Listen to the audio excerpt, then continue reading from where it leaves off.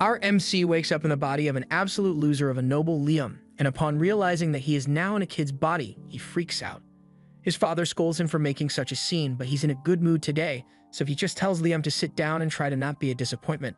Liam still can't believe this is all real, so he is sure that he'll wake up sooner or later, but the next morning, he wakes up still stuck as Liam Hamilton, so he's just going to have to accept that this is his life now. A little while later, his personal maid comes into his room to help him get dressed, so Liam asks her a few questions and finds out that he's the fifth son of Count, and that party yesterday was to celebrate the birth of his new baby sister. Later that day, Liam is having a chat with his older brother Bruno to try and piece together a bit more about his current life, and he finds out that Bruno is the fourth son of the Hamilton noble family, but they are on the verge of losing their status as a nobility. Basically, there's a rule in place to prevent noble families from becoming entitled Karens, and it states that every noble family must accomplish something great within 3 generations, otherwise they will be stripped of their status as nobility and get demoted to commoner. As it turns out, the Hamilton family is currently on its 3rd generation without any major accomplishments, which is why their father and the oldest son, Albrevet, are anxious to make some kind of contribution to society in order to maintain their status as nobility. Bruno, on the other hand, doesn't really care if he ends up becoming a commoner because he's just a chill guy who doesn't give a frick. Liam is surprised by how nonchalant Bruno is about the whole situation, but to be honest, he doesn't really care either. He literally got here yesterday, so he doesn't know what to do with his life in the first place. Just then, their lesson teacher arrives and announces that he will be beginning their magic lectures shortly, and as soon as Liam hears the word magic, he leaps out of his chair and asks if he really gets to learn how to use magic. Bruno is a bit surprised by Liam's enthusiasm, so he tells him that there are a bunch of grimoires down in the family storeroom, so he can go take a look if he wants. But Bruno warns him not to get his hopes up too high because most people don't have an aptitude for magic. Even so, the magic instructor encourages Liam to learn about it because understanding magic is important even if he can't use it. Liam goes to find his maid and asks her to show him where the grimoires are, so she leads him to the mansion's study, and Liam is amazed by the sheer volume of knowledge present here. He looks through the shelves and finds a book about basic fire magic, so he opens it and decides to try it out. After following the instructions in the book, Liam is able to create a flame on the tip of his finger, which is really impressive for a first attempt. Liam goes to his father's office to ask for permission to use the Grimoire library, but his father hates talking to him, so he dismissively tells Liam that he can do whatever he wants. The interaction was a little disheartening, but what's important is that he gave Liam permission to use the Grimoire library, so he spends the next couple of days mastering all the basic elemental spells. Eventually, he learns how to cast the spells without needing to look at the grimoire, and Bruno is astonished because he can't use magic at all. He tells Liam he is amazing and soon enough he will be able to make a name for himself.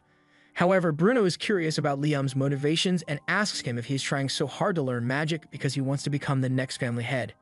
After all, that may make him a target for their elder brother. But Liam has no interest in the family politics of succession, he just thinks magic is cool. Since he has mastered all the novice spells, he decides to start learning ice magic, but while he is leaving the library, he gets called by his father. His father had heard about Liam's talent for magic, and even though he couldn't give a damn about Liam a couple of days ago, he is suddenly really interested in him. He asks for a magic demonstration, so Liam shows him that he can cast magic without needing to open a grimoire, and the Count is elated because he might be able to use Liam to secure their family's position. From now on, he tells Liam that he is allowed to use whatever resources he may need for his magic studies. All of a sudden, a report comes in that a particular man has appeared on the Hamilton land, so the Count orders the soldiers to be mobilized so they can capture him. From the sound of things, this guy must be a really big threat, but that has nothing to do with Liam, so he heads back out into the forest so he can practice his magic. While he's walking out into the woods, he finds a man sitting under a tree, and the man seems a little on edge once he spots Liam. He asks if Liam is a member of the Hamilton family here to capture him, and Liam confirms that he is indeed a member of the Hamilton family, but he has no interest in capturing him. He doesn't even know who the guy is to begin with. The guy is relieved that Liam isn't after him, but then he notices that Liam is carrying a grimoire, so he asks if he is studying magic. Liam confirms it, and since constant practice is the best way to improve, he's going to go practice now. However, before he leaves, the guy asks Liam if he wants to learn a more efficient way of using magic. This gets Liam's attention, so he asks the man what he is talking about, and the man shows him a technique that allows him to use 5 different types of magic at once. Liam is extremely impressed, so the guy asks if he wants to get a quick magic lesson, and Liam says he would love to. The guy is honestly surprised that Liam is being so polite since nobles are known to be quite the arrogant bunch, but Liam is different, mostly because he just reincarnated here recently. Well, anyway, in Liam's first lesson, the man asks him to try drawing two diagrams on the ground at the same time. Liam does as he is told, and he turns out to be pretty good at it, so the next step shouldn't be hard for him to master. He now tells Liam to try using two different spells at the same time, so Liam attempts it with a flame cutter on his right hand and a fireball on his left. After visualizing the spells, Liam is able to simultaneously cast them on his first try, and the man is truly amazed because it is extremely rare for one to be able to use this technique, let alone on their first attempt. He encourages Liam to keep going and tells him to try using 3 spells at once instead of 2, so Liam gives it a try, and it seems to be working at first, but then his magic suddenly fizzles out, so Liam gets disappointed. However, the man assures him that he performed the technique properly, so the only reason the magic died out was because he doesn't have enough magic power in his body right now to sustain it. Casting multiple spells at once consumes an insane amount of magic power, so Liam just needs to learn to control his magic a little more so he will be able to maintain the simulcast. For now, the man is going to give him a little lesson about the nature of the techniques, so he asks Liam to sit on the ground while he makes an illustration in the dirt. These are prime numbers, and the man explains that the multi-spell casting technique only works with prime numbers. He has no idea why it works that way though. Basically, you can cast 1, 2, and 3 spells at once, but if you try to cast 4 at once, it won't work no matter what you try. Right now, the man has a limit of 13 spells at once, which is unbelievably impressive, but honestly, he has enough magic power that he can easily go up to 16. However, due to the prime number rule, he can't activate any higher simulcasting until his magic power can accommodate 17 spells. Liam is currently 12, so the man is confident that with a solid training routine, Liam will be able to raise his magic power to great heights, and to help him with that, the man offers him this special ring. The ring is basically a massive grimoire and has all sorts of spells stored on it, so Liam can learn them whenever he wants. Liam excitedly puts the ring on, and more than 300 spells begin flowing into his little head. He can't wait to try them out, so he turns towards the woods and activates the wind shot spell, creating a massive gust of wind. He's really happy with how this turned out, so he turns back to the man to thank him, but the man is nowhere to be found. Just then, Liam's maid shows up and warns him that it's dangerous to be out in the woods alone right now. Apparently, there's a suspicious man on the loose, so she tells him to be careful about talking to strangers, but that aside, she came here to give him a grimoire his father wants him to have, so she hands him the book and walks off to return to the mansion. The man then reappears behind Liam, and so Liam asks him where he went to a second ago, but he tells him that he never actually left. He was just using invisibility magic to stay hidden since he can't let anyone find him here. That aside, that's a really interesting grimoire Liam just got, so the man offers to show him a neat trick. He tells Liam to open the grimoire and try summoning a spirit while wearing the ring he gave him, and when he summons a fire spirit, it gets absorbed into the ring. He does the same with all the other elemental spirits, so he can ask for their help later, but by the time he's done, he realizes that the man is gone, and this time he won't be coming back. Before he left, he wrote a message for Liam in the dirt and told him, "Keep training your magic and you will surely become a great mage in the future. And by the way, don't snitch on me. If anyone asks, I was never here." Liam knows very little about that man, but is undeniable that he learned more this afternoon than he ever would have learned on his own, so he will forever respect him as his master. A month after Liam first met his master, he has remained consistent with his training, and now he is far more skilled at wielding his magic. Just then, Bruno comes up to Liam. He is surprised to see that he has made white charcoal on his own. White charcoal burns a lot hotter than regular charcoals, and it creates no smoke. It is really useful. However, it is almost impossible to make without a special furnace and extreme precision. So he is amazed that Liam could create this much with nothing but magic. He also notices that Liam has a bag full of Lecro crystals, crystals that help one restore expended magic power, and asks if Liam made those by himself as well. Liam confirms this, although he did have a bit of trouble perfecting the technique at first since it requires him to use 5 types of magic at once, but he eventually figured it out. Bruno is glad to see that his little brother is so talented, because that means he will probably be fine on his own. As for Bruno, he's getting married soon, so he won't be around anymore. Liam is shocked since this is the first time he's hearing about any marriage, so Bruno explains that he is marrying into a low-ranking noble family. They have less money than the Hamilton family, but you will have more freedom there, so he's happy with the arrangement. Liam doesn't know how to feel about this, but he says he's happy for Bruno. And before Bruno leaves, he wants to give Liam some advice. He tells him that their father wanted a daughter so he could marry her off to the royal family and secure the Hamilton family's position as an ability. However, Liam turned out to be a boy, so he deemed Liam a failure back then and decided to try again for a daughter. However, in the meantime, he grew increasingly anxious about their family's position, so in a desperate attempt to achieve something, he sent out a force of 1,000 men out to go slay a monster that had been sealed away in the forest. However, that plan failed miserably, resulting in the loss of over 90% of the forces. Their father is still trying to gain an achievement for the Hamilton family, but personally, Bruno thinks the family is cooked, so he wants Liam to think about a way to live independently. Liam decides to take Bruno's advice about independence, so he decides to sell his products to make some money of his own. This works out great for him since the white charcoal is a valuable commodity and fetches a decent price, but he needs something a little more profitable if he's going to make enough money to live on his own. Since he's in town already, Liam decides to take a break at a noodle shop and asks for a bowl of ramen.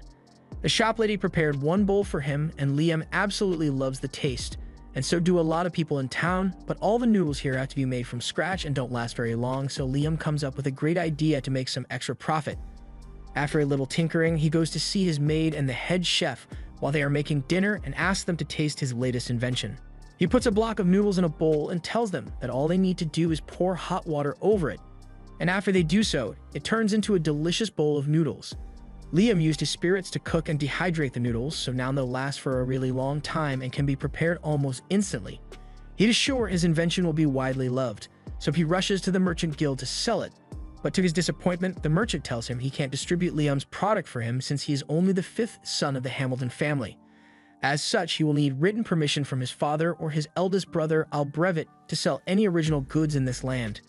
Liam doubts he can get permission without having to hand over the profits as well, so he gives up for now and leaves.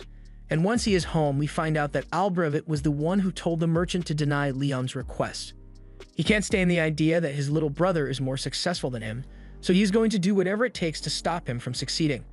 However, while Liam may not be aware of his brother's grudge against him, he's going to sell his products no matter what it takes, so he decides to take some drastic measures.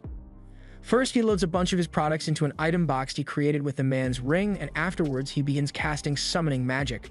But this time, instead of summoning a spirit, he intends to use it to summon himself. Initially, this looked like it was going to work like teleportation, but instead he summons a perfect clone of himself and sends it off to a neighboring land. If he isn't allowed to sell his items within the Hamilton region, then he's just going to have to sell them somewhere else. Several days later, Liam's clone sends a message to him about all the recent sales it has made, and at this rate, Liam might actually be able to become independent. When Liam isn't selling his goods, he uses his clone to practice his attack spells, and he has finally learned to control the magic missile spell, so he's pretty pleased with himself. All of a sudden, he hears someone approaching, so he dispels his clone and goes out to find out who it is, and to his surprise, he finds out it's Albrevet.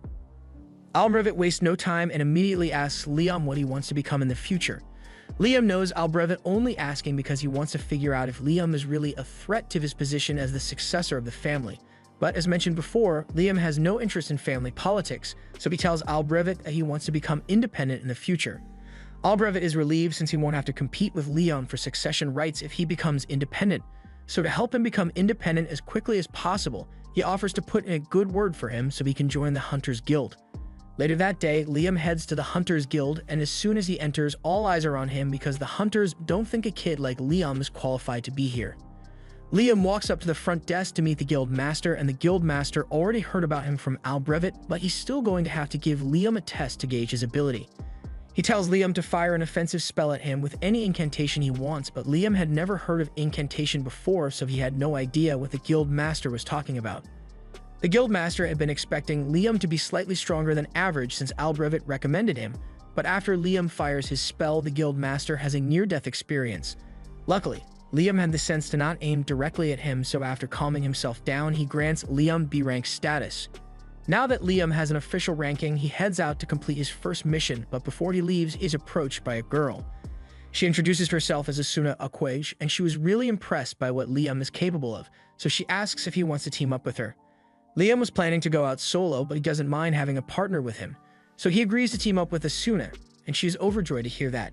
She then grabs his hand and leads him away so they can get to work, but Liam is confused since neither of them has actually been given a mission yet. Asuna explains to him that missions are only handed out to parties that are A rank or higher. The rest of the ranks have to go out and slay dangerous monsters for a reward, and as luck would have it, they just so happen to run into a wolf monster. Unfortunately, it turns out to be an entire pack of wolves, so Asuna isn't sure they'll be able to handle this many. Liam, on the other hand, thinks this should be an easy victory with the two of them, so he asks Asuna to finish the wolves off once he has incapacitated them. He then summons a couple of earth spirits and uses them as bait to get the attention of the wolves, and once the wolves bite down, Liam has the gnomes expand to lock their jaws in place. And now that they can no longer move, Asuna is free to cut them down one by one. All in all, there were 42 wolves killed, and when they present the carcasses to the guild master, he is so impressed by their skill that he tells them he has a special mission for them. There's apparently an important person coming to this town in a few days, so he wants Liam and Asuna to take out an armored caterpillar that has been blocking the path. There'll be a disaster if an important person coming were to get hurt while visiting their town, so Liam is taking this very seriously. They find the caterpillar fairly easily, but no matter what they try, they can't seem to kill it. All Asuna's strikes and all Liam's magic just bounces off its tucked shell, and if this keeps up, then they'll never be able to take this thing down. While taking a break, Asuna jokes that the only thing that could get through that caterpillar's armor would be a meteor, but there's no way they can get a meteor to strike right here. However, Asuna's comment gave Liam an amazing idea, so he asks her to draw the caterpillar's attention while he gets ready.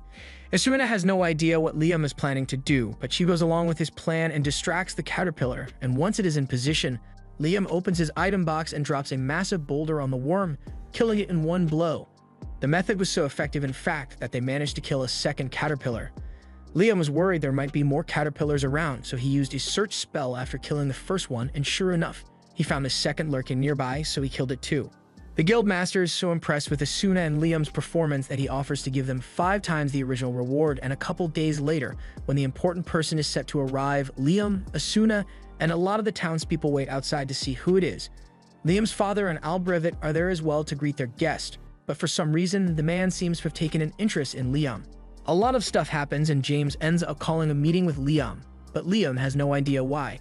The man introduces himself as James Stanley, and he wants to get straight to the point, so he asks Liam how he got Raymond's ring.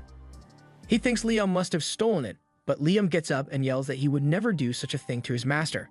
He explains the whole encounter he had with that man in the forest, and after hearing the whole story, Stanley finds it really amusing since that sounds exactly like something Raymond would do. He apologizes for accusing Liam of theft since he hadn't realized Raymond took on a student, but since he's here anyway, he wants to see how strong Raymond's student really is. He tells his assistant, Simon, to go stand over in the corner and asks Liam to fire his most powerful spell at Simon. Liam agrees to the test, so he gets into position and prepares to cast his magic missiles, but for an extra boost, he decides to use an incantation. He recently learned that incantation amplifies the magic power used in casting a spell, and for the best effect, the words used in the incantation must have some significance to the caster, so Liam starts reciting the names of his favorite idols. The incantation evidently works because Liam's spell casting is boosted from the usual 7 to 11 at once, and poor Simon over here can't handle it, so the attack breaks through his shield and he gets hit. James is impressed with Liam's capacity for high-volume magic, so he offers him a reward and says he will be granted the status of a knight. Becoming a knight means Liam is now independent, so Albrevit will probably stop watching him from now on since he's no longer a threat to his succession. Anyway, James knows Raymond really well, so he knows that Raymond loves playing practical jokes and asks if anything like that has happened to him recently. And now that he mentions it, when Liam was training to master his item box, he ended up using it to drain out the lake in the forest. But when he did this, he found a letter left there by Raymond. It was addressed to Liam and said that Raymond had wanted to give Liam 100 kilograms of gold as a graduation gift, but it all sank to the bottom of the lake, so instead he decided to turn the gold into gold dust and mix it into the river. Liam thinks it was just a waste of all that gold to dump it all in that river, but from what James knows about Raymond, there's probably more to it than just a practical joke, so it might be worth looking a little deeper into it. Liam takes James' advice and decides to head back to the lake to suck up all the water again, but this time he gets the bright idea to use his item box to separate the gold dust from the water, and when he does this, it activates a hidden door. Inside, Liam finds a note from Raymond, and it says Liam can have this maximum level grimoire as his real graduation gift since he figured out the riddle. Raymond himself was never able to master it, but Liam might get some use out of it. Liam takes a look at the grimoire and finds an interesting spell called Another World in there, and after several hours of trial and error, Liam finally manages to get the spell to work. The Another World spell creates a separate dimension which Liam has full control over, so he can open a gateway anywhere, and no one can enter without his permission. Liam is overjoyed by all the amazing things he could do with this spell, so as soon as he has the chance, he goes out hunting with Asuna again. They are up against a massive frog this time, so Liam first tries using his fire spirits to attack it, but that wasn't enough to kill the frog.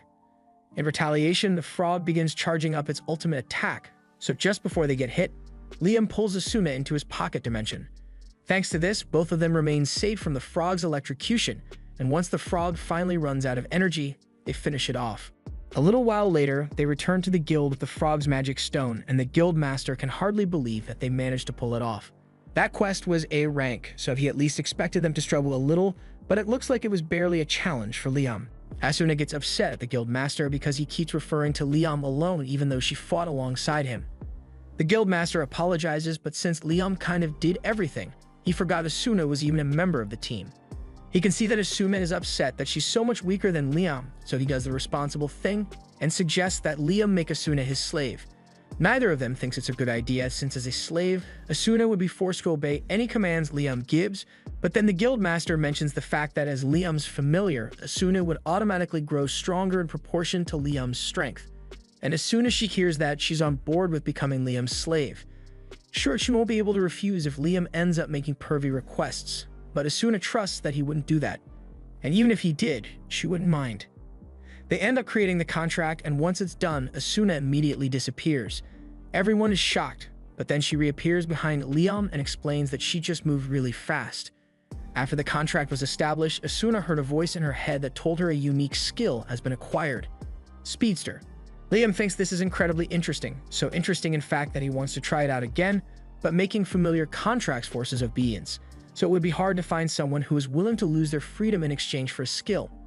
Fortunately, Asuna knows someone who'd be perfect for it. They go to see Asuna's friend, Jody, and explain the whole situation to her. Jody's got nothing better to do right now, so she agrees to become Liam's familiar, and after the contract is formed, everyone asks her if she unlocked a unique skill as well, but rather than tell them what it is, Jody walks out of the guild and returns with 2 sandwiches. She then gives one of the sandwiches to a guy with a broken hand, and the second he eats it, his arm recovers. Jody explains that her unique skill allows her to heal people with the food she makes. Several days later, Liam is meeting with James again, and he informs Liam that Princess Scarlet is coming to visit him. Liam doesn't understand why the princess would come all the way here for someone like him, but James reminds Liam that he completed an A-rank quest and can cast up to 11 spells at once, plus he can grant people unique skills by becoming their master. The princess is particularly interested in seeing Liam demonstrate the abilities of his slaves, but Liam firmly refuses to do such a thing. James can't believe Liam truly wishes to turn down a request from the queen herself, but even though Jody and Asuna are Liam's familiars, they are still his friends, so he will not turn them into a circus act for someone's amusement. James can see that Liam isn't willing to budge on his refusal, so he tells him he can leave. And once Liam is gone, it is revealed that the maid that had been serving them during the conversation was really the princess. James apologizes to the princess for Liam's refusal, but she actually found it quite interesting that Liam is willing to go against royalty to protect his friends, but she wants to see if he will do the same when talking to her face-to-face. The next day, Liam is summoned to meet Princess Scarlet, and this time she's not in disguise, so Liam will have to be careful about how he responds to her. Liam enters her palace and kneels before her, but Scarlet wants to get down to business, so she calls for a seat to be brought for Liam and mentions that she had heard about him defeating an armored caterpillar and a giant frog. In particular, she's really impressed that he was able to kill a frog without using any high-level magic, because this is the first time anyone has managed to pull that off. However, she is even more interested in Liam's familiars, so she asks him to show her what they can do. Liam can tell that she is trying to use her authority to force him to obey, but he can't accept her request.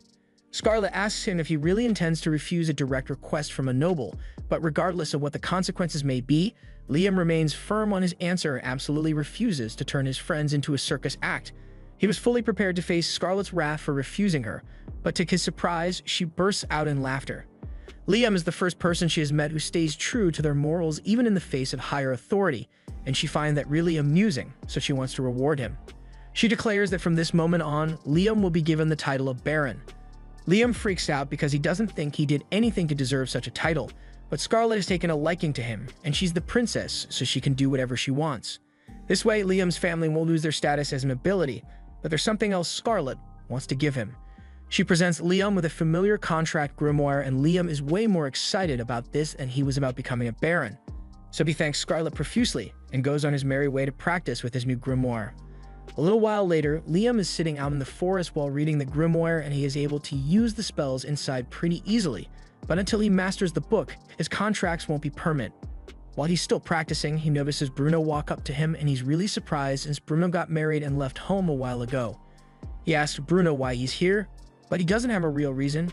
He just wanted to come hang out with his brother, mainly so he could congratulate Liam in person for becoming a baron, as it's a massive accomplishment.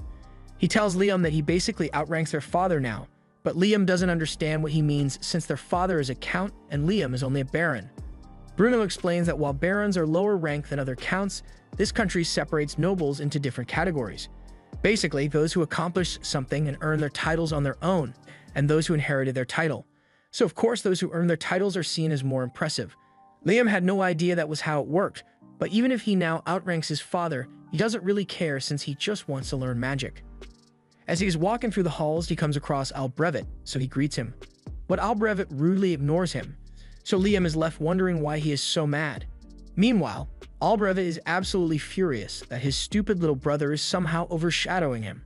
While he's walking, he overhears a couple of maids talking about how much Liam has been accomplishing lately, and he takes great offense to this.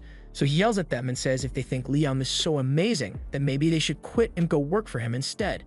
The maids realize Albrevet is jealous of Liam, so they quickly apologize for offending him. But Albrevet isn't done yet, so he asks the maids if they think Liam is better than him. The answer is pretty clear since one of them is a magic prodigy who earned himself a title at the age of 12, while the other is an entitled brat who hasn't a single noteworthy thing in his life.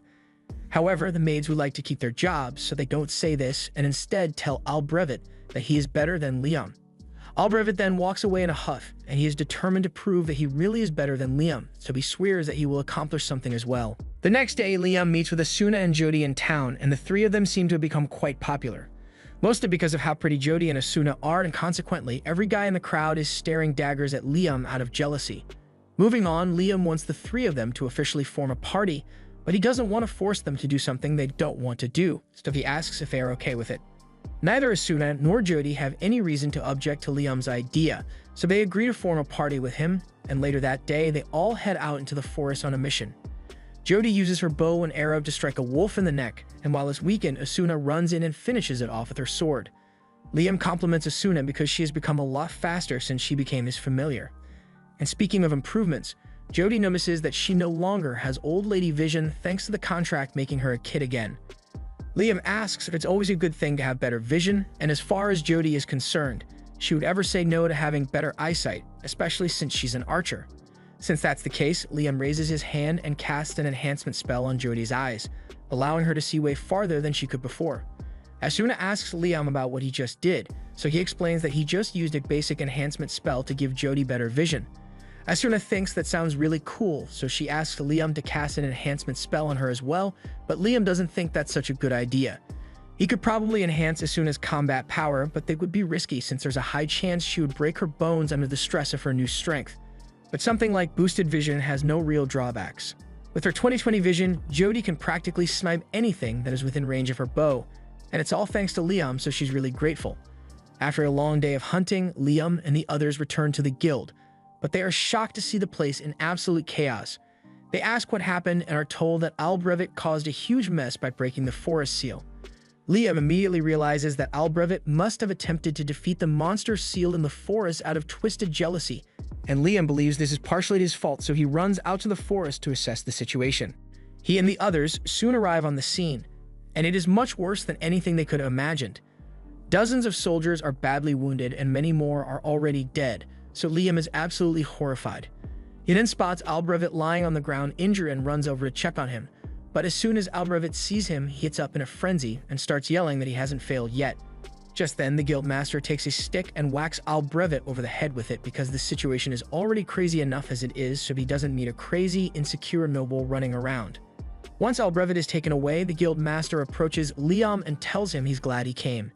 Asuna asks him about what's going on, so he explains that the dragon fiend Raiden used to be sealed inside these woods thanks to the hard work of Liam's great-grandfather, but Albrevet undid that seal in a failed attempt to kill Raiden, so it's now on the loose. They know how to reseal the beast, and the guildmaster has already gathered all the necessary people to do it, but there's something preventing them from sealing Raiden away again, and that's Raiden's children. The little Radons are actually the ones responsible for all the damage that was done here, and if this much carnage can be caused by the little ones, then imagine what the real Raiden can do. Luckily, since Raiden has been sealed away for so long, it'll take about a week for him to regain his strength and attack. So if they can manage to reseal Raiden before then, they can avert a disaster. Liam plans to help as much as possible, so he races over to Raiden's location and finds him being guarded by the 3 little Radons. The little Radons aren't that big, so Asuna decides to try her luck and runs in for an attack, but as she does so, one of the little Radons shoots a fireball at her, and although she manages to dodge it, the tree behind her gets completely vaporized. Liam then tries using his magic missiles to attack, but the Radons use their fireballs to counter, so Liam doesn't know what to do anymore. His strongest attack spell did not affect them, but he still has one more trick he could try, so he orders Asuna to take Jody and run. The Radons all charge at Liam, but before they could get to him, he opens his Anotherworld gate and lets them fall in, so they are all trapped inside now. The Guildmaster can't believe that Liam was able to defeat all 3 of the little Radons on their own, and neither can Liam since that was a really close call. Now that the little Radons can't interfere anymore, the Guildmaster calls for everyone to begin sealing Raiden away again. While that's going on, Asuna and Jody return to Liam's side and he's relieved that they are alright. They ask him about the spell he used to defeat the little Radons, so Liam explains that it's a spell that creates a separate dimension. He trapped the little Radons in there, but there's no risk of them escaping since at his current level of mastery, whenever he closes the gate, everything inside the dimension disappears. Just then, Liam hears a voice in his head, and in the next second, he is pulled into the mind of Raiden.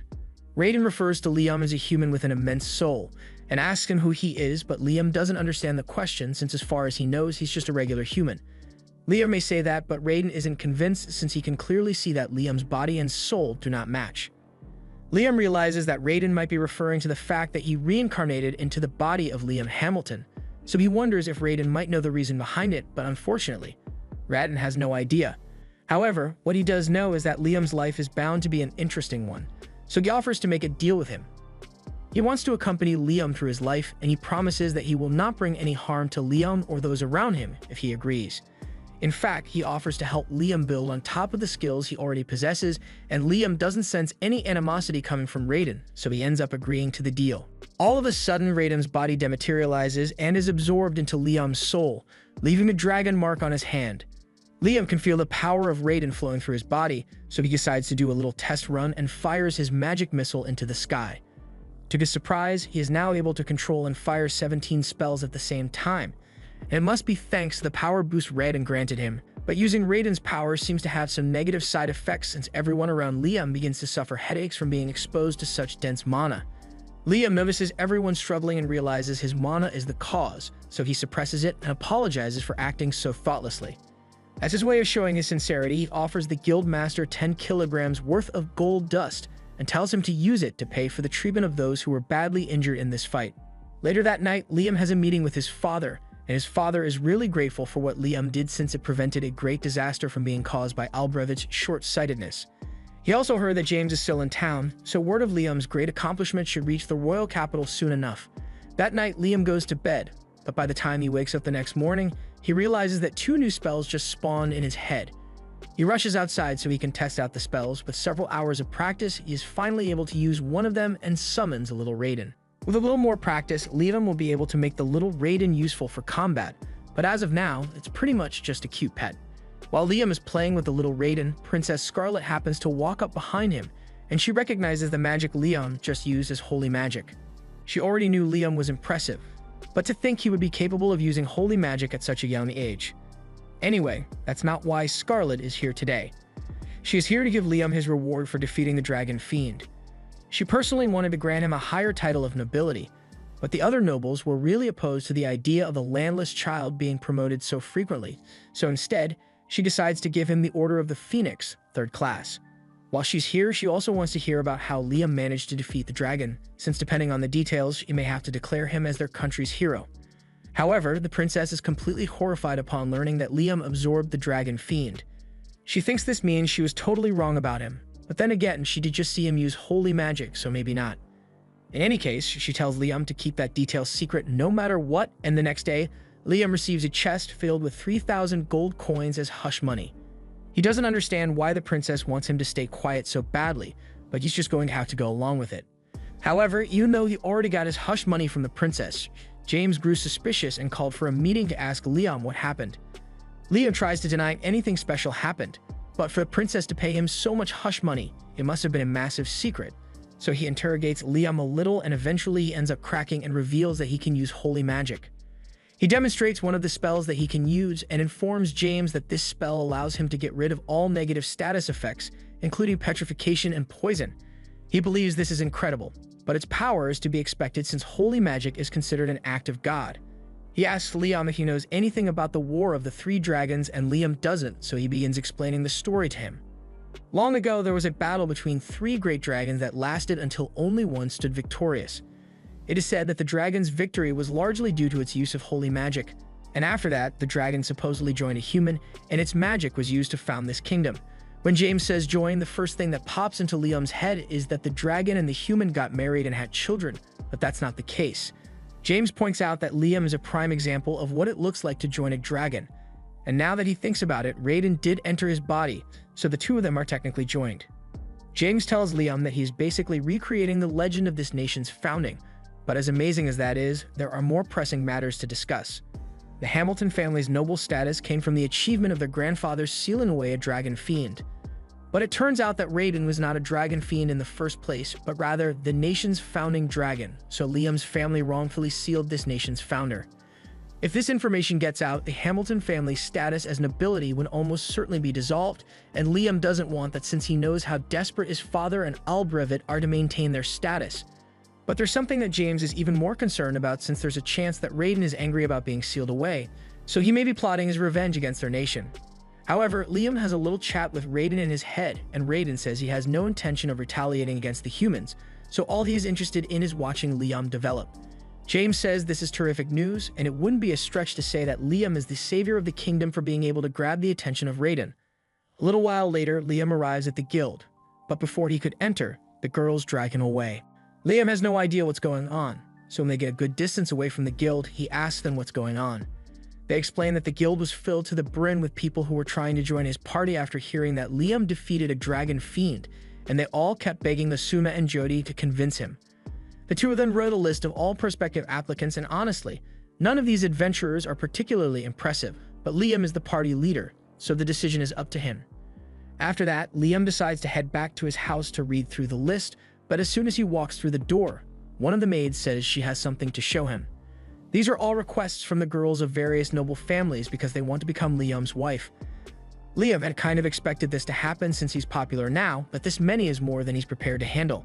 Even his brother is bringing him a letter at this point. But thankfully, he's not the one trying to marry Liam. It's one of the relatives of the family he married into. Since he's here, Bruno asks Liam what he did because it's not normal to receive this many marriage proposals at once, even if he did defeat the dragon.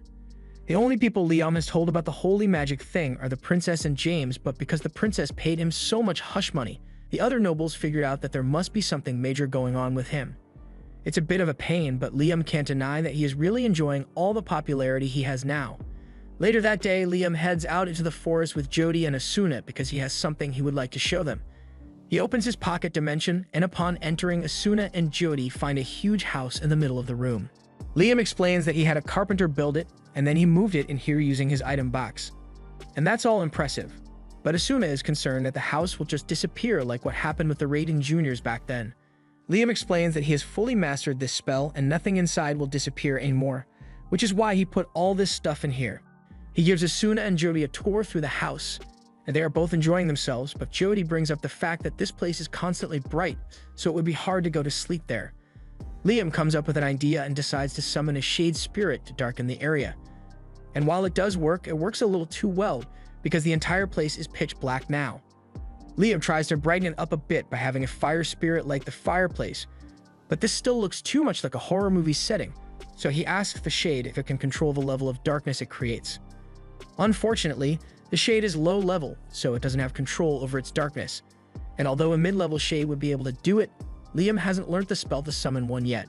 Asuna thinks it's a real shame that the low-level shade can't just become a mid-level one, but that's when Liam remembers that his familiar contracts level people up, so he forms a contract with the shade, and it indeed levels up. The shade thanks Liam for forming a contract with it, and since it is now mid-level, it limits the level of darkness in the area to make it look like nighttime. He then tells Liam that he can call on him anytime, but Liam isn't sure he'll be able to summon the shade anymore since he doesn't know how to use mid-level spirit magic.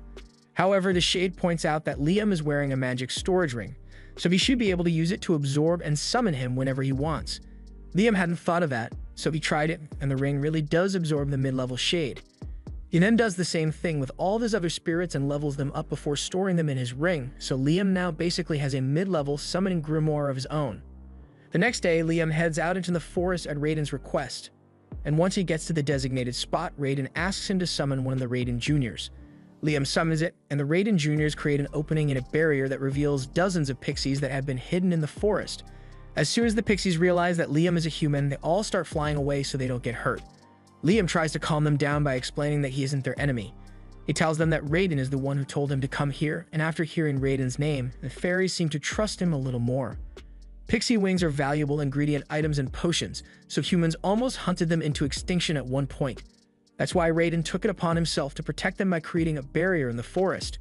However, since he's now living inside Liam, he can't maintain the barrier anymore, so he wants Liam to protect the pixies in his place. To do this, Liam first wants to form familiar contracts with all the pixies, so he asks them if they are okay with that. The pixies trust Liam since he is working on behalf of Raiden, and since he's going to be forming contracts with them, Raiden asks Liam to give them names as well since naming things gives additional power to human magic. Liam forms a contract and decides to name the first pixie, Reina. However, to his surprise, once the contract is completed, Reina is transformed from a pixie to an elf. Raiden thinks it's interesting that the pixies evolved into elves, but he isn't that surprised by it. However, Liam is totally confused and has no idea how this could have possibly happened. Raiden explains that by forming a magic contract and naming the pixie at the same time, the magic power from both actions resonated and created a stronger response than normal, which is why the pixie evolved so much. From now on, Raiden says it would be best if Liam named every familiar that he forms contracts with. After seeing the effects of the contract, all the other pixies are eager to form a contract and ask Liam to name them as well. Once all the pixies have been turned into elves, Reina asks him for some orders since they are his familiars.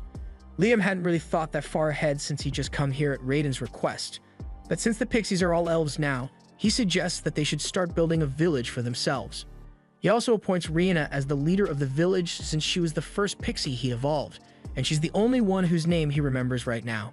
Once that has been settled, the elves get to work planning their village, and Liam is completely exhausted since he used way too much magic power when forming all those contracts. Just then, he senses a lot of magic power coming from deeper in the forest, so he goes to check it out and finds this golden fruit hanging off a tree. He can sense a lot of mana coming off it, so he asks Reina about it, and she tells him that it is a fruit that pixies make. They would collect mana floating through the air and condense it into one place, so it's basically mana honey. Liam asks her if he can eat it, and Reina has no objections, so he cuts the fruit down and takes a bite. And when he does, not only is his magic power restored, but his overall magic capacity is increased as well, so he can now cast 19 spells without a chant. The next day, Liam comes back to the village to check on how things are going, and Reina comes out to greet him, but she has some bad news. Even though he told them to build a village for themselves, they don't actually know how to build houses, so this is the best they could do. Liam figured something like this might happen, so he's prepared to teach them how to build homes for themselves. However, his lesson is interrupted when they hear one of the elves scream for help. Bandits happen to make their way into the forest, and as soon as they spotted an elf, they decided to kidnap and sell her off for money. Liam obviously isn't going to let that happen, so he demands that the bandits release Susie at once, but bandits are bandits, so they don't listen and instead try to attack him.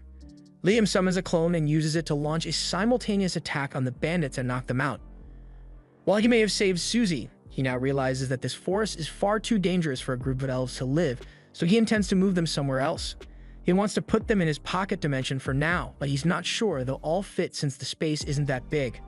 However, when he takes a look inside, he realizes that it's gotten a lot bigger since the last time he saw it. It's probably because of that pixie honey that he ate yesterday, and thus works out great for him, so he tells all the pixies to get inside so he can take them to a safe place. A little while later, Liam has returned to his land and opens his pocket dimension for the elves to come out, and they are shocked to realize that they are in an entirely different area now. Liam tells them that he brought them to his land so they won't have to worry about being attacked anymore, and while the elves are grateful, they are even more amazed that Liam was able to transport all of them here with a single spell. They all bow down to ask Liam to become their king, and if he agrees to rule them, they swear to do whatever he asks. Liam feels the need to protect them, so he agrees to become their ruler, but he asks them not to call him a king because he doesn't want to have to deal with the politics of that. Anyway, since he's their leader, he has to find land for them to live on. 4 days pass and Liam is still trying to get a place for the elves to live, which is why he has been practicing the new magic Raiden gave him non-stop. And when he finally figures it out, he tells everyone to line up. He then proceeds to teleport them all about 100 kilometers from where they were before to a place called the Sealed Islands. Raiden is the one who sealed this land, but he has permitted them to use it as much as they like. This would have been a 4-day trip if they traveled normally, but with the teleportation magic he learned from Raiden, he can instantly travel to any location he has been to before. He tells the elves that they can live here from now on, but he's still going to need someone to build houses for them. For now, he's leaving the Raiden Jr.'s in charge of protecting the elves until he gets back, so he teleports back home. There he is visited by the princess, and she wanted to ask him if Raiden ever mentioned a place called the Promised Lands. Liam never heard of the Promised Lands, but Raiden did permit him to use a place called the Sealed Lands, so the princess asks Liam if he can take her there. Liam says he's fine with it, but in exchange, he needs something from her as well. He asks her to bring one of the court engineers because there's a project he needs to complete. However, he doesn't intend to take the actual engineer, so he makes a clone of Golek and teleports the clone, as well as the princess with him to the Sealed Lands. Upon arrival, the princess is certain that this must be the Promised Lands, so she recounts the legend that says that humanity's salvation lies in the Promised Lands, and this ring is said to be the key. The ring has been in the royal family for generations, but it begins reacting to Liam, and as he touches it, a huge chunk of the land begins to float at his command, so the princess bows down to him and asks Liam to form a nation here for the sake of humanity. Liam really doesn't want to do it, but the princess pledges her loyalty and all her resources to help make it happen, so he has no choice. Under the instructions of the Golek clone, the elves have been making steady progress on their village, and while they are doing that, Liam works on taking down all the monsters that roam this land with his magic. After he finally takes down a giant turtle, Liam notices Princess Scarlet standing behind him. Scarlet apologizes for staring, but she was just so mesmerized by her master's outstanding magic power.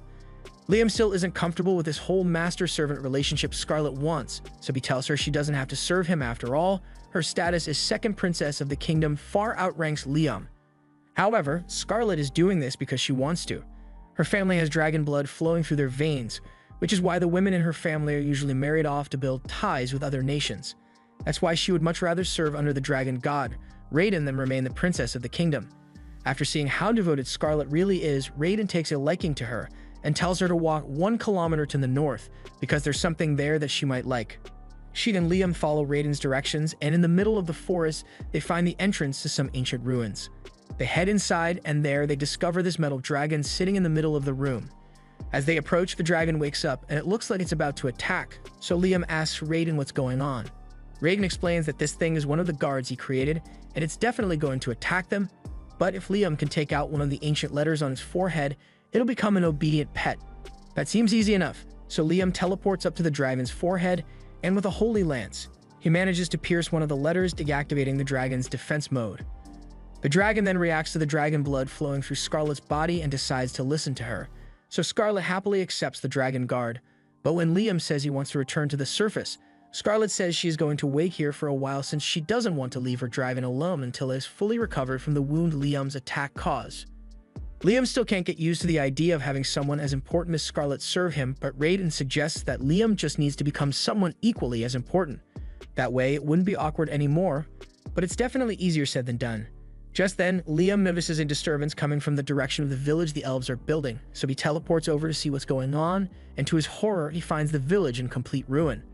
The elves tell them that this was caused by some wolfmen that attacked all of a sudden, and speaking of wolfmen, they show back up and begin demanding that the intruders leave this holy land immediately. Liam can tell that the wolfmen have mistaken them for intruders, so he tries explaining that they were given permission to stay here, but before he could say anything, the wolfman proceeds to attack him, so Liam is forced to teleport out of the way and defend himself with a little magic. The wolfman still seems determined to kick Liam and his friends out of this holy land, but then Liam pulls out a Raiden Jr., proving that he's affiliated with Raiden. The wolfman now realizes his mistake and sincerely apologizes for destroying the village, but the elves say it's fine since the wolves were just doing their duty since they serve Raiden. The girls suggest that the wolfmen should become Liam's familiars as well. The leader of the wolfmen thinks it's a good idea, so they agree to become Liam's familiar, and Liam has no reason to refuse, so he creates a contract with the leader, naming her Chris. The next day, Liam returns to the village to see how things are going, and with the addition of Chris and all the other wolfmen, progress on the village has been going a lot quicker. As soon as Chris sees Liam, she jumps up to give him a hug, And when he asks how the construction has been going, Chris points in that direction and says they are still rebuilding one of the homes they destroyed yesterday. Once again, she sincerely apologizes for acting so rashly yesterday, but Liam says it's fine as long as the Wolfman can help repair the homes. Although things would definitely go a lot faster if Liam could just use magic to repair the homes instead, but there's no spell for that in the ring. Raiden tells him he can just create a repair spell for himself if it doesn't already exist. Liam had no idea it was possible for him to just create his own spells, so Raiden explains that all he needs to do is clearly imagine every step of the process of what he's trying to accomplish, and once he has done that, he casts the spell on a piece of wood and asks Chris to smash it for him. Chris does as instructed, but to her surprise, right after smashing it, the piece of wood repairs itself as good as new. Liam explains that this is the effect of the spell he just came up with, Keep Memory.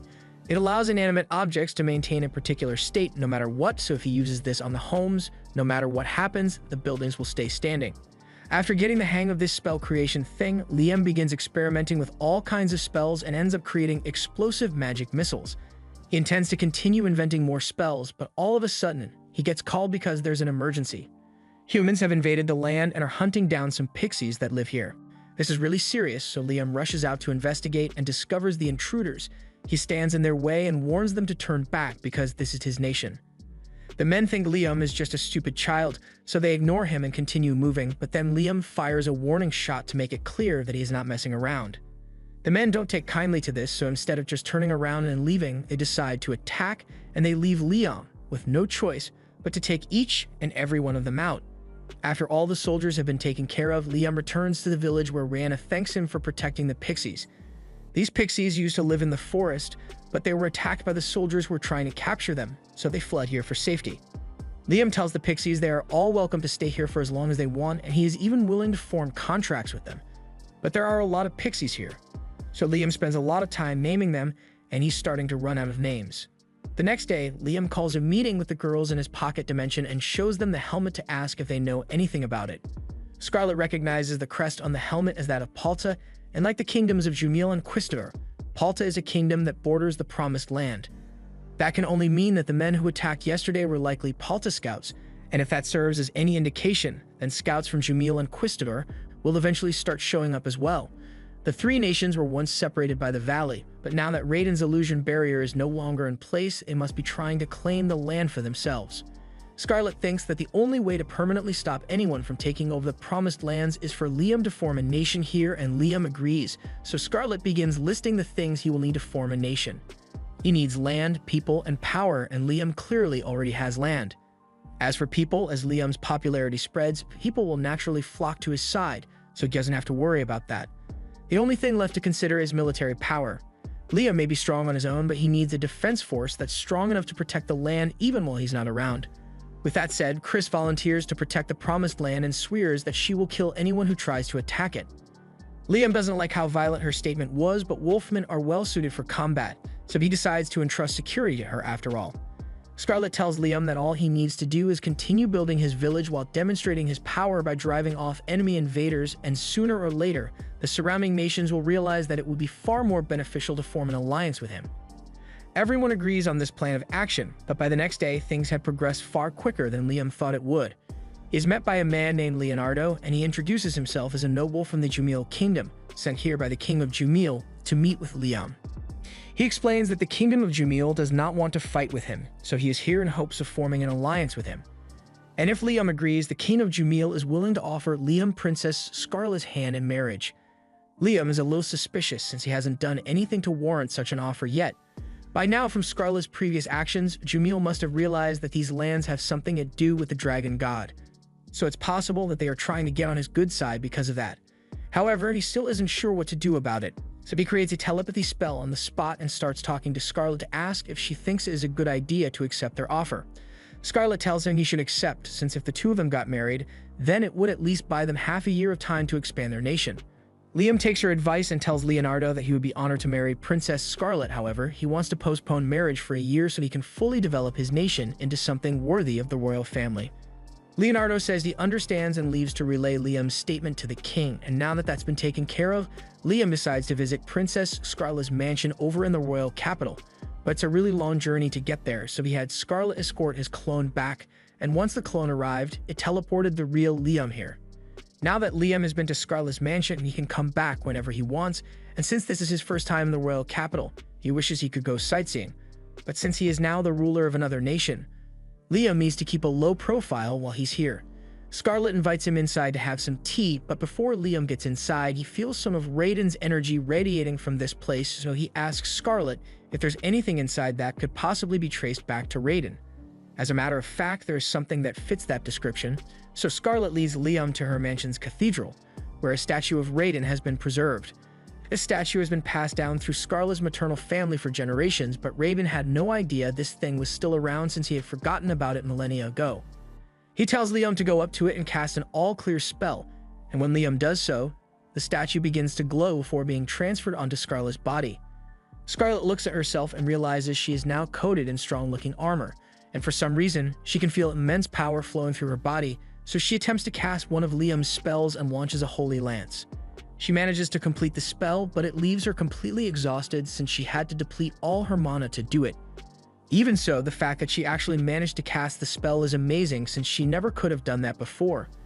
Raiden explains that the armor Scarlet was just wearing was made to enhance the ability of those who wear it, and additionally grants them the ability to use some of Raiden's holy spells. Although Scarlet's body doesn't seem to be strong enough to handle the armor's full capabilities just yet. After all, this one is the golden armor, the strongest of all the armor sets that Raiden created. Scarlet could probably handle some of the lower rank armors, but they were all lost in battle, so there's no chance of getting one for Scarlet. Liam doesn't think that will be a problem since if Raiden created the armor to begin with, then all Liam needs to do is recreate it so Scarlet's body can handle its power. Raiden finds Liam's enthusiasm amusing, so he agrees to help him recreate the armor and tells him the first thing he will need is some high mithril. Liam asks Scarlet if she will be able to get some high mithril for the armor, and that shouldn't be a problem for her, so Liam gets to work right away.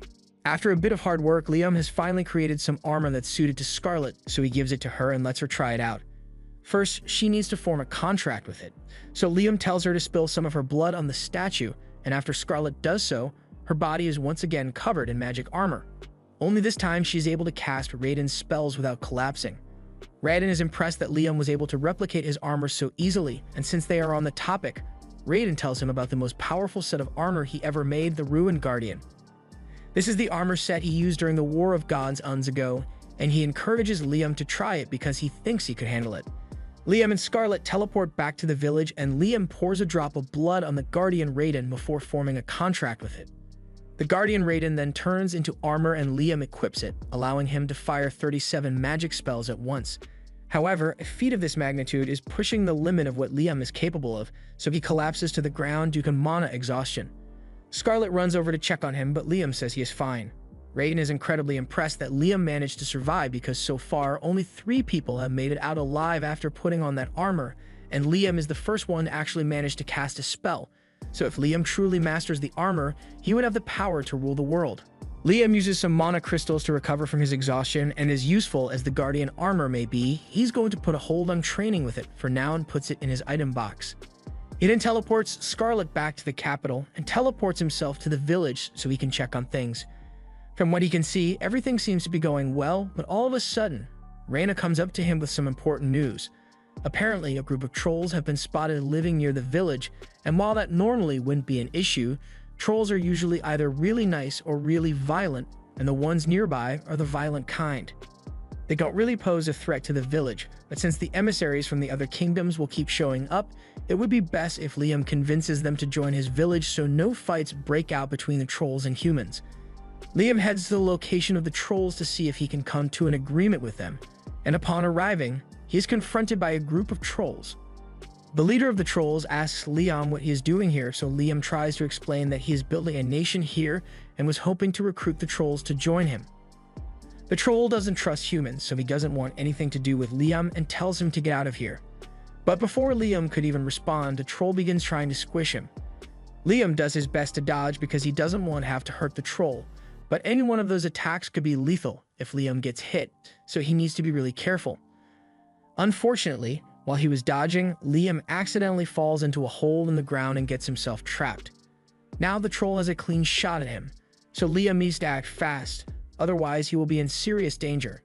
The troll's club hits him head-on, but luckily, Liam was able to equip the Guardian Raiden armor, and it allowed him to survive without taking any damage, although wearing it still drains a ton of Liam's mana. The troll is surprised that a human could survive one of his strikes, but it doesn't matter to him since he can just hit Liam harder next time. However, before he does that, Liam points to the troll's people behind him. In his blind rage, he did quite a bit of damage to them without realizing it, and if Liam hadn't taken that last strike head-on, he could have seriously hurt his friends with the flying debris. The troll realizes he may have acted a bit rashly, so he calms down and says he will listen to what Liam has to say. Liam thanks the troll leader for cooperating, and once all the trolls are gathered, he explains that he is building a village near here.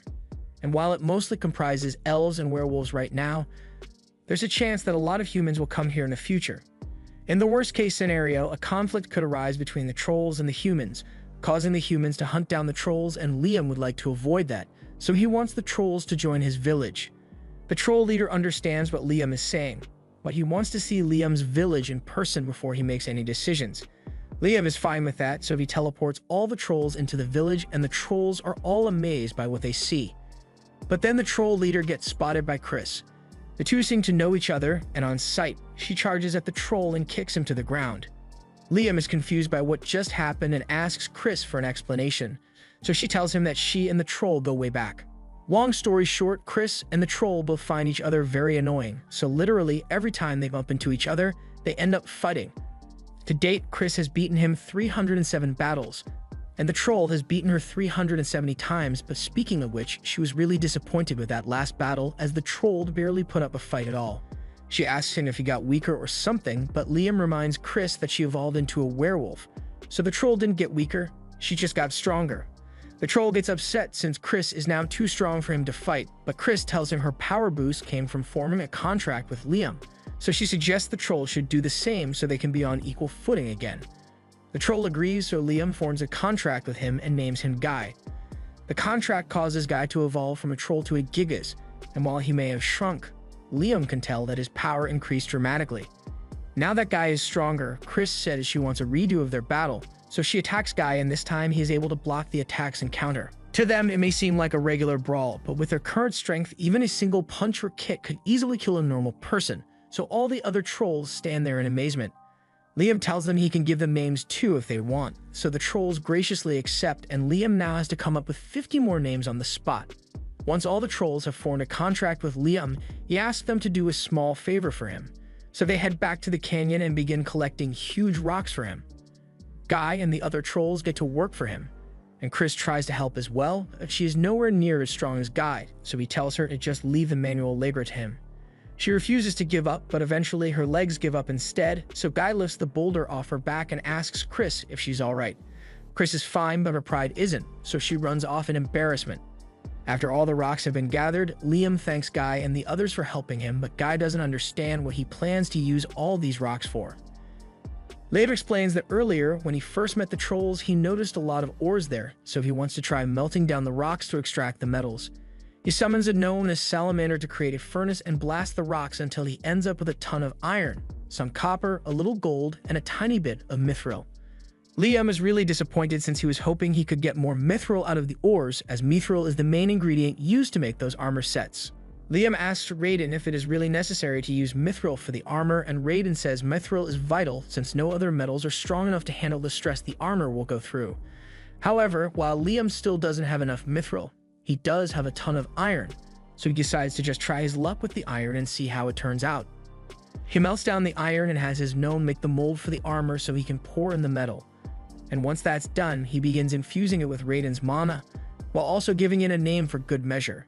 He decided to name the battle armor Apollo after the sun, and after pulling out of the mold, we see that the Apollo battle armor was made in the shape of the sun.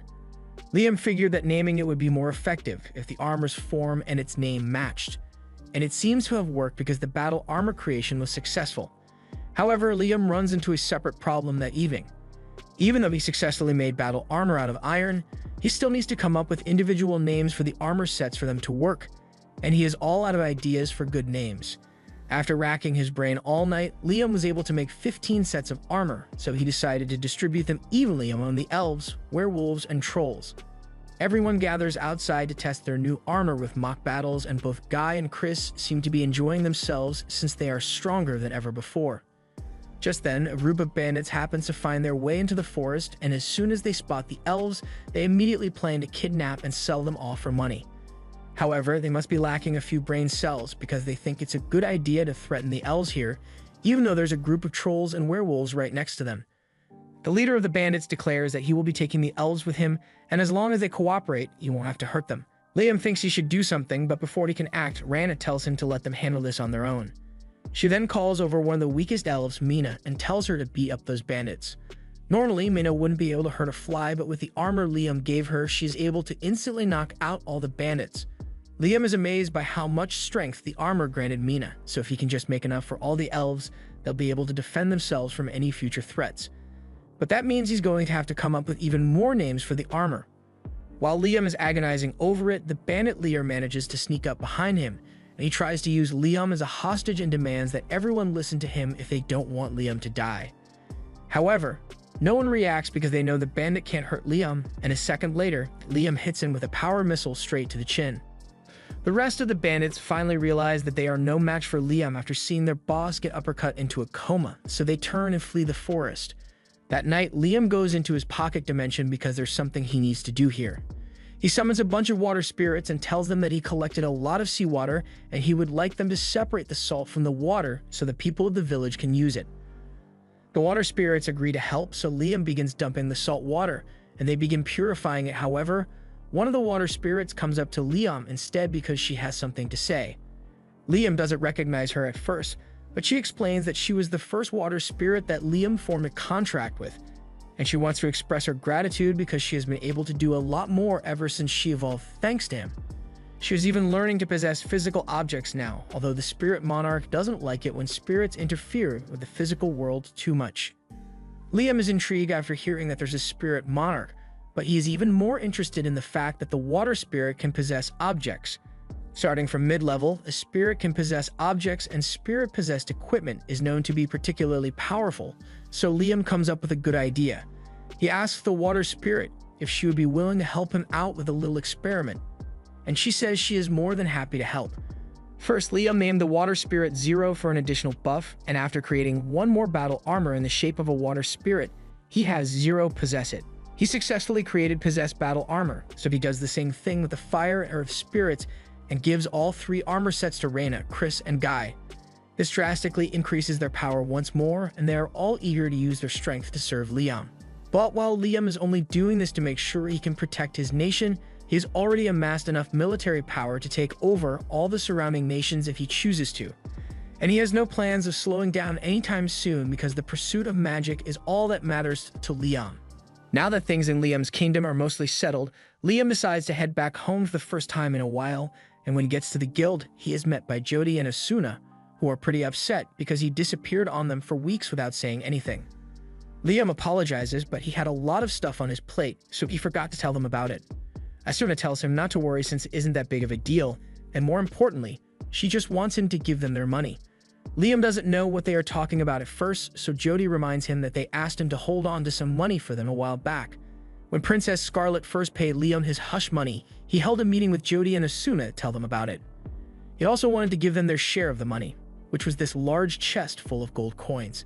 Asuna and Jody are hesitant to accept the hush money since they literally couldn't tell anyone about Liam's secret, even if they wanted to, since he could just order them to keep it secret. But Liam doesn't want to issue any orders, so he tells them to just take the money. Asuna and Jody eventually agree to take the money, but it won't be safe for them to have that many gold coins with them, so they ask Liam to hold onto it for them until they need it. And now, they need the money. Liam agrees to give it to them, but he's curious about what they could possibly want to spend all that money on. Neither of them say anything, but a few minutes later, they take Liam to a grimoire store and buy one for him as a gift. Liam takes a look at the grimoire, and after realizing that he has never encountered this spell before, he thanks Asuna and Jody for being so thoughtful. Afterwards, the three head back to the guild to catch up, and they find out that Liam has been building a nation recently. That explains why he was gone for so long, but now Liam asks them what they want to do. They have the choice to either join Liam's nation or they could stay in town and keep hunting, but it's not a difficult decision for them to make because they want to go wherever Liam goes. Liam is glad to hear that, but they can't head back to his nation yet because he still wants to try out that grimoire they gave him so he can master it. He uses the grimoire to cast the spell for the dust box and to fast track his mastery, He casts it over and over in rapid succession until he can do it perfectly with zero delay. Jody and Asuna are surprised that he could master the spell so easily, but that aside, they don't actually know what the spell does. Liam explains that the spell is called Dust Box, and it is pretty similar to an item box since you can put stuff in it, but there's one key difference. Liam takes a piece of fish and places it in the dust box for a minute, and after pulling it back out, the fish is completely rotten. Asuna and Jody are amazed, so they ask him if the spell is useful, but honestly, Liam can't think of any use for a spell that makes things age quickly. Just then, he spots a waitress with some wine and he comes up with a great idea. He runs off, and an hour later, he returns with a bottle of freshly squeezed grape juice. His theory is that if he adds some yeast to the grape juice and puts it in the dust box for a while, he will be able to make wine. They try it out and leave the grape juice in Liam's dust box for 5 minutes, and after pulling it out, the juice has become high-quality wine. Being able to produce wine in such a short amount of time is amazing, but it also applies to more. In fact, literally anything that requires fermentation can be mass-produced with this method, so the spell is incredibly useful. A while later, Liam takes Jody and Asuna to his house and pulls out 10 different bottles of wine. He put 10 bottles of grape juice in the dust box 1 hour apart, so the bottle labeled 10 was in there for 10 hours, the bottle labeled 9 was in there for 9 hours, and so on. He wants Jody to help him taste test the wine, and she's happy to help, so she grabs wine number 1 and takes a sip, then number 2 and number 3 and 4 all the way to 10. Liam was a bit of an alcoholic in his previous life, so he's honestly pretty jealous that Jody gets to enjoy the wine instead of him. Once she's done tasting all the wine, Jody exclaims that the 1 hour bottle tastes like 1-year-old wine, and the 10-hour bottle tastes like 10-year-old wine. This means that 1 hour in the dust box is equivalent to 1 year of fermentation, and now that Liam knows that he can streamline his production process. Asuna is jealous that Jody is the only one who gets to taste the wine, but Jody is technically 40, while Liam and Asuna are still too young. Now that Liam is done with his experiment, he takes Jody and Asuna to his nation and introduces them to everyone. Everyone immediately accepts them, and to celebrate their new arrivals, the villagers hold a feast in Asuna and Jody's honor. All the different species prepare their favorite dishes for the feast, so Chris prepares a plate of grilled lamb, Guy prepares some roast beef, and Raina prepares some mushroom soup. Asuna can hardly contain herself anymore, so she digs in and starts eating as much food as she can, and soon enough everyone else does the same. The next morning, Liam takes everyone out into the nearby forest to pick fruit so he can make different kinds of liquor. They find a bunch of star fruit in the trees, so Guy and Chris begin competing with each other to see who can harvest the most fruit, but Raina yells at the two of them to stop because if they pick all the fruit now, then next year's harvest won't grow. Just then, Liam hears a scream coming from the other side of the forest, so he runs over to investigate, and to his shock, he sees a man biting one of the trolls. He uses his power missiles to blast the man off the troll, but before he could interrogate him, the man runs off into the woods. Guy goes to check on the troll who got bitten, but for some reason, Goem is acting really strange. He became erratic and suddenly tried to bite Guy's face off, so Guy was forced to restrain him. Guy has no idea what could be wrong with Goem, but Liam thinks it might be some kind of status effects, and if that's really the case, then his all-clear spell should fix the problem. Liam casts the spell to clear all status effects on Goem, and thankfully, it makes him go back to normal and fall asleep. But Liam still has no idea what caused this in the first place. Jody has seen a similar condition before, so she tells Liam she thinks Goem might have been infected by a vampire. By biting people, vampires can turn others into vampires to act as their servants, and normally nothing can be done to help someone who has been bitten, but Liam was able to cure Goem almost instantly, which is miraculous. But vampires usually turn to dust in sunlight, so since that man was fine, then a Dracula must be involved. A Dracula is a mutant variant of vampire that is born once every few centuries, and under the power of a Dracula's leadership, other vampires become stronger as well, allowing them to survive in the sunlight. If it really is a Dracula, then they have a major problem on their hands, so Liam plans to investigate so he can take adequate countermeasures. Liam sends a scout out to look for any traces of the Dracula, but when the scout returns, he says he has bad news. He found the vampires 10 kilometers up north, but there are over 10,000 of them, and they are closing in fast. The village is vastly outnumbered, so the villagers are starting to get worried. There are so many vampires because the residents of this land have all been turned, including all the orcs, goblins, and other species. The fact that all the vampires are able to move around during the day means that there must be a particularly powerful Dracula behind this. Vampires are normally pretty chill and live quietly, but under the control of this Dracula, they have become violent and destructive, so Guy says they need to stop them before they do any more damage. However, Jody and Asuna think it is too risky to face the vampires head-on. It is true that they are all really powerful, but if any one of them gets bitten even once, they will be infected and join the vampire army. Liam agrees, but he still wants to do what he can to stop the vampires, so he tells everyone to evacuate all the nearby villages so they won't get overrun by the vampire horde. Unfortunately, none of the surrounding villages took their warning seriously because vampires usually aren't much of a threat. Then, a little while later, the vampires attacked an orc village, and even though the orcs put up a good fight, they were quickly overwhelmed, so all the orcs are now vampires as well.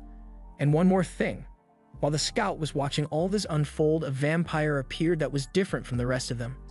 All the other vampires kneeled before it, and then it did something to resurrect all the vampires that had died during the battle with the orcs. There's no doubt in Liam's mind that the vampire the scout saw was actually the Dracula, but if the Dracula can revive its vampire servants indefinitely, then the only way to end this would be to take the Dracula out directly. However, it sounds like it would be impossible to even get close to the Dracula with the current size of its army. Fortunately, Liam has come up with the perfect plan for them to defeat the Dracula, so he asks the tribe leaders as well and Asuna and Jody for some help. The five of them end up confronting the vampires in a valley, but just before the vampires get to them, they all equip the armor Liam made for them, and they all begin tearing through the vampires. Vampire bodies begin piling up left and right, and once the group has done a significant amount of damage, Guy says they should retreat since this is more than enough to draw out the attention of Dracula. Sure enough, Dracula soon appears before them, but just as he is about to revive his fallen vampires, Liam swoops in and teleports him away. Dracula is both confused and impressed that Liam was able to move him against his will, so he asks Liam what he did. Liam explains that he teleported them 100 kilometers away, so Dracula won't be able to interact with any of his kin anymore. Liam is sure this whole mess will be solved once he defeats Dracula, but before their fight begins, he asks Dracula if he would be willing to stop turning people into vampires so everyone can coexist in peace. Dracula refuses Liam's peaceful resolution because there's no way he is going to stop until he has converted all the inferior species into his servants. In that case, Dracula leaves Liam with no choice, so he fires several power missiles at him, but even though the missiles hit him straight on, Dracula remains perfectly unharmed. He then disintegrates himself and appears behind Liam, but Liam manages to teleport away before Dracula could hit him. Liam then tries to hit Dracula with several holy lances, but despite being pierced several times, Dracula once again simply disintegrates and reforms himself like new. He then baits Liam into teleporting away and grabs him, but before Dracula could sink his teeth into Liam's neck, Liam swaps places with a clone and dispels it to avoid getting bitten. That was a really close call just now, so Liam is considering using his Guardian Raiden armor since it would give him a huge boost in power, but it would also drain all his mana, so it is too risky to use until he is sure he can defeat Dracula. He keeps trying to hit Dracula with all kinds of spells, but nothing seems to work, and Dracula tells Liam that all his resistance is pointless because no matter what he does, he won't be able to harm him. Dracula is immortal, meaning he exists outside the laws of this world, so he can't die. In fact, his body is merely a vessel that he uses to consume life force, so as long as this world exists, Dracula will remain indestructible. Liam thinks about what Dracula said earlier, and since he isn't alive as Dracula grabs him, Liam puts Dracula in his dust box. Living things usually can't be put inside the dust box, but since Dracula isn't alive, the rule doesn't apply to him. Now all Liam has to do is close the dust box and let time pass until Dracula eventually runs out of life force to keep himself going. Liam ends up standing there for 10 hours, meaning 10 years have passed for Dracula, and eventually he either ran out of life force or got so bored in there that he went into a state of suspended animation, so Liam has successfully defeated Dracula. Now that his job is done, he heads back to the canyon to see how the others are doing. As he teleports back, he is greeted by Asuna and Jody, who are glad to see that he is alright. They assume Liam must have managed to defeat Dracula somehow, and since Dracula is gone, he assumes all the victims should be free now. But unfortunately, they all start burning away instead. Once they became vampires, their bodies were being sustained by Dracula's magic, so now that Dracula is dormant, they are going to disappear.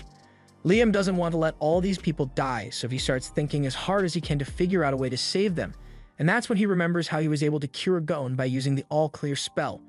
He starts casting as many All-Clear spells as he can, and he is able to save a few of the people, but there are still tons more that are still disappearing, and there's no way Liam can save them all with his single target All-Clear spell. That's when Liam comes up with an idea and puts on his Guardian Raiden armor for a power boost so he can cast a wide area All-Clear spell and heal everyone at once.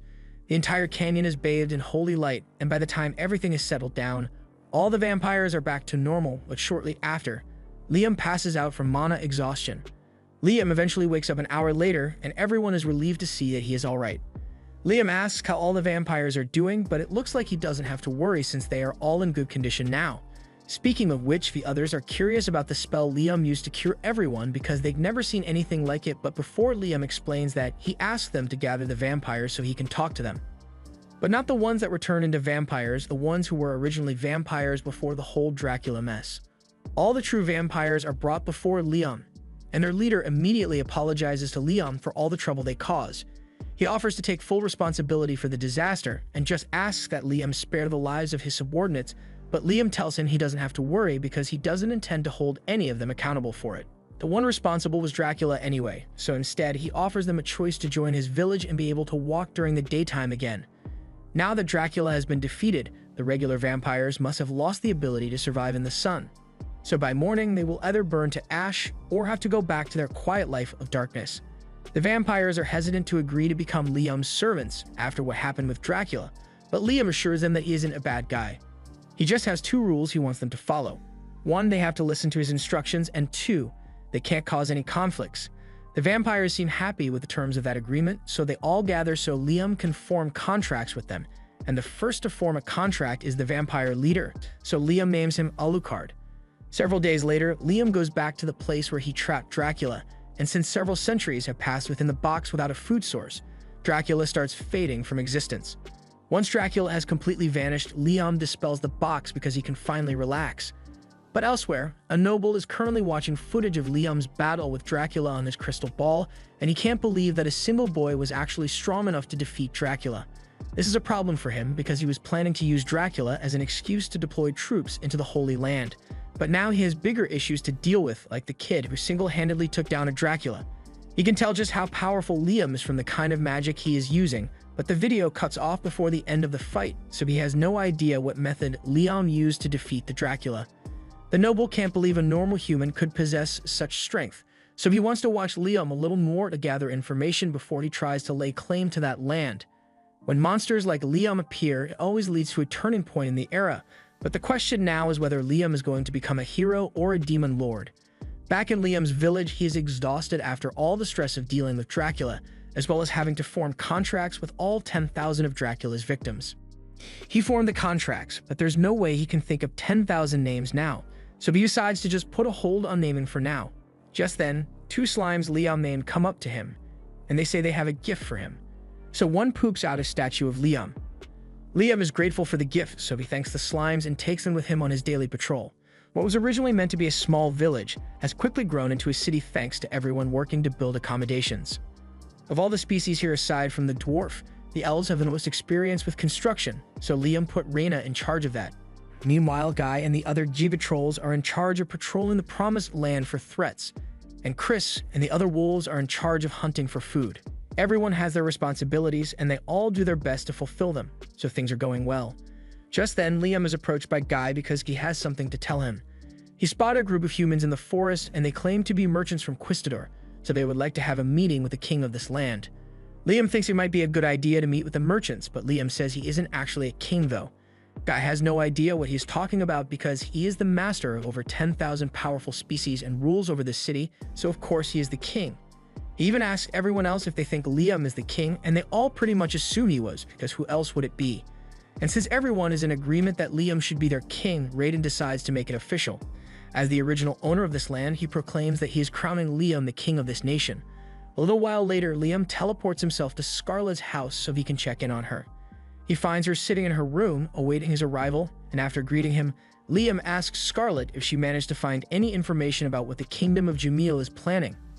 Unfortunately, she tells Liam she couldn't learn anything, but she does know that the officials of Jamil are hiding something. That's probably why they refuse to pull out of the Promised Land even with the threat of incurring Liam's wrath. There must be something there that they are looking for, but Liam has no idea what it could be, so he asks Raiden if he knows anything. Raiden refuses to answer Liam's question, so he decides to investigate more later and asks Scarlet if she would like to return to his city with him. But she says she wants to remain in the capital and continue gathering information for Liam. Liam accepts her decision and says he will be heading back to the village now, but he's going to come visit Scarlet again soon. Once Liam gets back to the Promised Lands, he tells Raiden to spill the details because he knows Raiden knows something. Raiden is impressed that Liam could tell he was hiding something, so he decides to fill him in. He asks Liam if he remembers where he found the Guardian Raiden and tells him to think about why Raiden bothered putting a Guardian there in the first place. Liam connects the dots, so he teleports to the secret room, but he still can't tell what's so special about this place. Raiden tells him to try filling the room with his magic power, so Liam does so, and eventually, a secret room within the secret room appears. Liam heads down into the room and he immediately feels a familiar sensation. It's the same as the one he gets from his magic ring, so he asks Raiden about it, and Raiden explains that dragons like him collect a lot of interesting things over their lifetimes, so this room is sort of like Raiden's magic library, full of ancient and forbidden magic. Raiden had Liam's interest as soon as he mentioned ancient magic, so Liam asks him how it works. Raiden tells him the room itself contains magic, and depending on Liam's magic power, more and more spells will become available to him. He encourages Liam to try learning one ancient spell, so Liam begins absorbing the knowledge from the wall, but when he tries to activate the spell, several bubbles suddenly appear in front of him. Raiden tells him that this is somewhat of a defense mechanism for the secret room, so until Liam manages to beat the puzzle, these bubbles will keep appearing each time he tries to cast his spell. The only way to complete the test is to continuously pop the bubbles until a limit is reached, so he encourages Liam to try his best, even if it takes weeks of bubble popping. However, Liam has a quicker method in mind. He creates a clone of himself, and both he and his clone begin shooting as many fire spells as they can to destroy the bubbles, and after only an hour of doing this, Liam manages to clear the game and gain access to the ancient spell. Now that he has mastered the spell, he decides to go test out with his clone, so he has the clone cast an item box and drop a rock over him. However, before the rock could hit Liam, he uses the ancient spell he just learned to cast an Absolute Force shield, and as the rock collides with the shield, they both crumble. The Absolute Force shield is a spell that can completely block all damage from a single physical attack. It is an amazing spell, but it has its limitations because it can't block any magical attacks at all. And if two physical attacks are fired at once, the shield can't block the second attack. But even if the Absolute Shield only blocks one attack, Liam can just cast it multiple times at once, making him practically invincible against physical attacks. There's also a spell called Absolute Magic Shield, but it's on the second floor of Raiden's den. So Liam is going to have to work hard to raise his magic power and break the second seal. Liam thinks about it for a second, and since he already knows how to use Absolute Force Shield, he is pretty sure he can just make the Absolute Magic Shield himself without having to use Raiden's library. He begins casting the Absolute Force Shield, but this time he makes the target for damage negation magic. He then proceeds to test the magic in his imagination until he managed to perfectly recreate the Absolute Magic Shield. Raiden is so stunned that he doesn't know what to say because Liam somehow managed to create ancient magic on his own after using it for 2 minutes.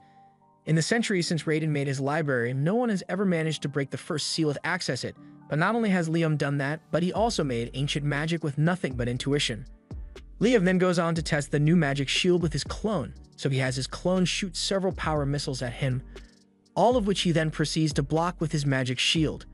It seems to work perfectly since Liam suffered no damage, so he is satisfied with his outcome. Now, there's just one thing left to do, so Liam heads into his pocket dimension and uses his Shade Spirit to make it pitch black. Raiden is confused and asks him what he is doing, so Liam explains that he wants to get used to sensing the presence of magic. This way, Liam will always know whether an attack is going to be physical or magical, meaning he can always have the right shield prepared. Raiden asks him why he is bothering with this, since he could technically just cast both Force Shield and Magic Shield at the same time, but that would be inefficient, and he loves magic too much to settle for a mediocre solution. This was the end of episode 8. Subscribe to not miss the next part.